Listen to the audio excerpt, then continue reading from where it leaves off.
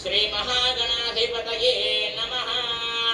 ఇప్పుడు మనసులో ఓం గం గణపతయే నమః అనుకుంటూ ఆ యొక్క అక్షతలు ఏవైతే ఉంటాయో గణపతి గౌరీ గణపతి పైన 5 సార్లు వేయండి.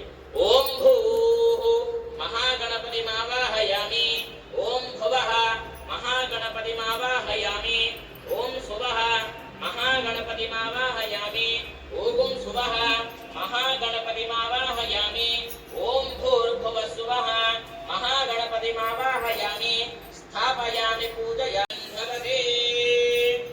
ఓం సుముఖాయ నమః, గణేశాయ నమః అనుకుంటూ ఒక్కొక్కటి ఆ యొక్క గణపతి దగ్గర పాదాల దగ్గర వేయండి.